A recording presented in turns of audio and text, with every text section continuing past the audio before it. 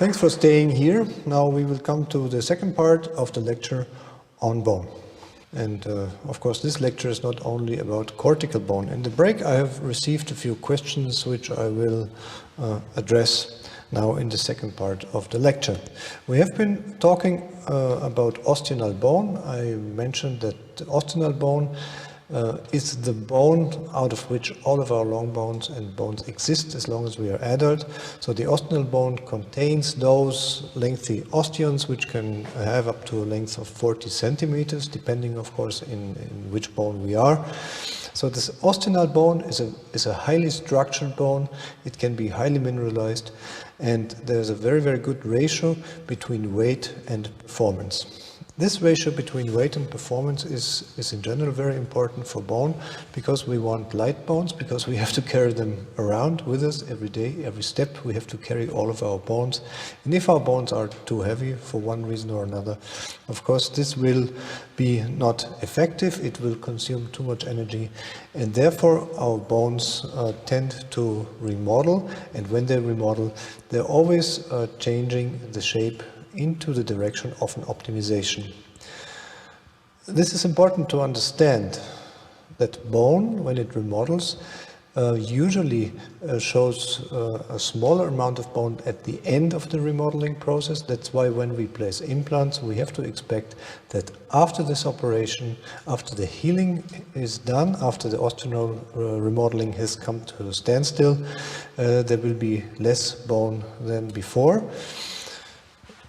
Usually bones are growing while we are growing in the age, especially between 10 and 20 years of age, when we gain most of our height, and the bones are growing.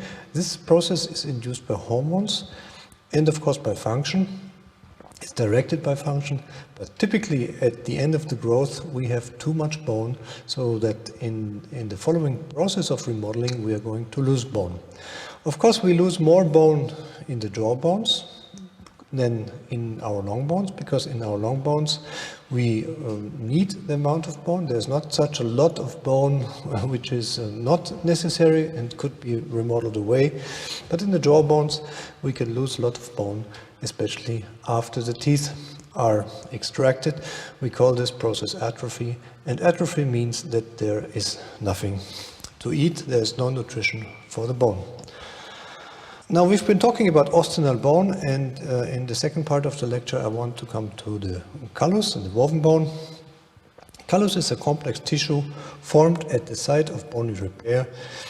Following a fracture, it goes under gradual progressive transition through a series of tissue types. So callus is formed out of the blood, out of the hematoma. The next step is granulation tissue, then fibrous tissue, and finally calcified tissue. And the tissue in the woven bone can be quite strong, but this is due to the quantity of the bone. As osteonal bone is very well structured, we don't need a lot of cortical bone and osteonal bone to perform, but we need a lot of callus to come to the same performance. And that's why we have, when our legs or arms are fractured, that's why we have a big swelling, and this swelling is going to remain for quite a time. This swelling is nothing else than woven bone, and this woven bone simply requires a lot of space. The question whether we can have a woven bone formation in the vicinity of two-stage implants is a very interesting question. Of course, we don't have a lot of space in the vicinity of two-stage implants, because having space would conflict with the idea of primary stability.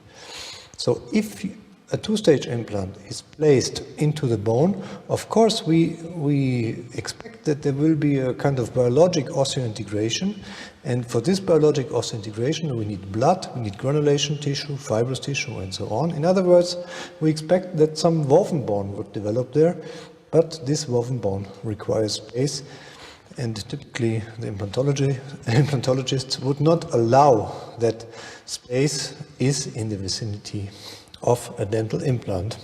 The formation of callus can also be the sign for unexpected mechanical